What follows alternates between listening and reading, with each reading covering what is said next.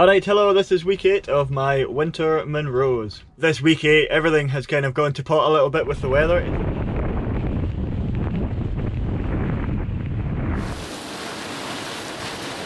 The weather this winter has been really predominantly westerly airflows. It's windy. Before I started this Munro round, I mean, frankly, I've actually been thinking about doing it for years, and I've spent all the previous winters actively thinking about it in a very practical sense, using past winters to essentially model what might end up occurring during the actual winter Munro round. And one of the things that I really put a lot of time into and effort into was looking at the weather and the weather forecasts. And normally what happens throughout the course of a winter season, and by that we're talking a period of 3 or 4 months, so actually a really long period, is that the airflow tends to fluctuate and vary as the season goes on. So you will get periods of westerlies coming in off the Atlantic, but equally you might have a southerly, or you might get easterlies like we had during the Beast from the East, and occasionally you'll get northerlies. If you get northerlies, you obviously cold airflow, freezing level right down into the glens. But what's happened this winter is that the airflow ever since I began this winter Munro round has been predominantly westerly, and it has essentially not changed whatsoever since I began. And this in itself is highly unusual. It's just not really normal that that would happen. I had the wind to my back coming up, and then I'm walking into the wind on the way back. So it's yeah, really cool.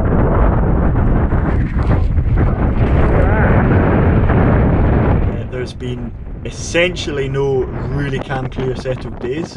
It's been predominantly wind, rain and snow coming in off the Atlantic. Now what's happened is I've been 1 week around the Northwest Highlands and the westerlies aren't stopping, they are just getting worse. And what's happened is it's turned to a polar maritime airflow, which is an airflow from the northwest off the sea, but cold as well. So not only you're getting high rainfall, high winds, you're also getting blizzard conditions here and there. This week I did Ben Wyvis. I went up Ben Wyvis, so I was in the region. I thought, well, the weather was so bad, I thought I would head for Ben Wyvis, head further north where there are some quite short days. Yeah, summit of Ben Wyvis. Conditions feel okay. Not too bad at all. The weather on the day I did Ben Wyvis really wasn't great, but given the conditions that surrounded it and the severity and the sheer severity of the storms that it was placed among, it was actually a really big win just to do such a modest hill. And it really shows how the weather is such a big part of this, but it can totally shut you down. It doesn't matter what you are, who you are, anything like that. It is, yeah, it can just profoundly affect you. The following day I headed to Achnaisheen for another solitary lone Munro in the area called Fuinvine. And Fuinvine is a sort of pretty, I think I've described it before as a nondescript grassy dome. It's just a lump, so what that means is it creates no logistical problems. You simply walk up it and walk back down and there's no fuss. So it's really good for a bad day. And I did agonise a little bit over it because the weather was so bad.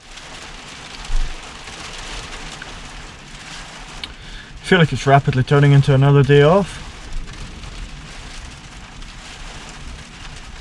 But when the weather's nuclear like this, it's just like, why go out? But I set off walking, and within 10 minutes of walking there was thunder coming from behind the hills.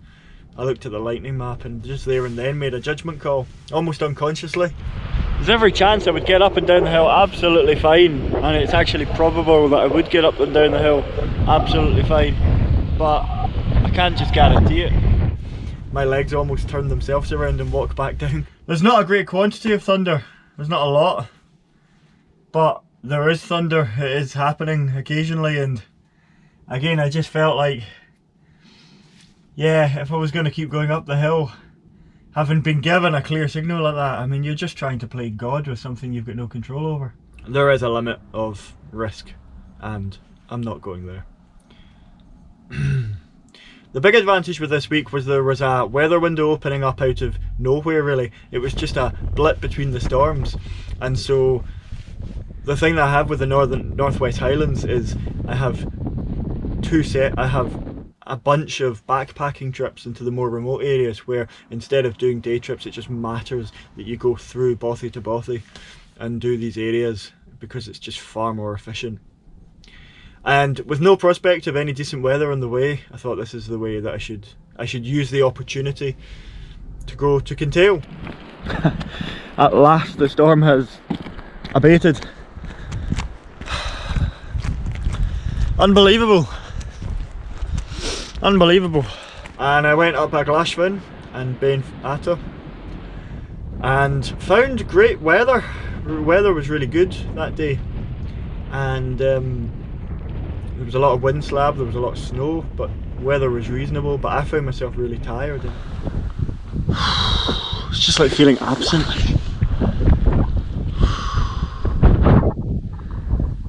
It's just like nothing's happening. But I had a good day in the two Munros, and I dropped down to Alt Bay in Glen Africa, where I met Helen, and Helen walked in with dinner and we met there for a night. The following day might be the best day of the winter. Out of nowhere. It came one day and then it disappeared the following day. I did the 3 Munros, 3 remote Munros to the north of Alt Bay. So, Ansocka, Scurin and Kirwanin, and an outlier remote called Mulach na Yirkin. The weather just couldn't have been better. Just really ultimate, and it was hard to believe that things had been so bad when you're faced with this sort of stunning day, and really something I'll never forget. And just to be standing up on Scurin and Kirwanin, such a high, prominent, remote hill in the centre of the Northwest Highlands, surrounded by all these peaks, covered from top to toe in snow, and with the sun going down in the west over Skye, the islands. Again, just one of those stunning experiences that came out of nowhere. And Helen headed back in the evening to Glen Africa, and I headed west to Loughdui. Last light up to Bialach and Scarney. I'm heading to this pass in the hills, through and then down to Kintail. I had this lump of ice attached to the bottom of my boot for ages. It was stuck on like that, so it meant I was slipping and sliding. Everything's really icy today. Walking back through in the dusk, and just an amazing experience. I have to admit, I almost do wish there were more days this winter like that, because those are the days you really go for, the really stunners. So I'm massively grateful to have made it in there. The following day I went back to Fionvine, and again the weather was absolutely atrocious in the morning. With all the storms coming through, it just makes it really hard to get anything done. And it's not just that there's one storm and then it's gone again, and then there's a storm and then it's gone again. What's happening is you're getting these humongous deep areas in the Atlantic Ocean that are just rotating. Some of them have been like a majority size of the Atlantic Ocean, and what happens is that it takes days for that to blow across past the UK and just get away. I was very, very, very close to not setting off whatsoever, but I thought, if you don't try, you'll never know. And as I set off, I got 1 hour of luck when the sun popped out for a few moments. Nothing really bad came through in terms of precipitation, and I managed to get up and down the hill. Quick video, top of Fionvine.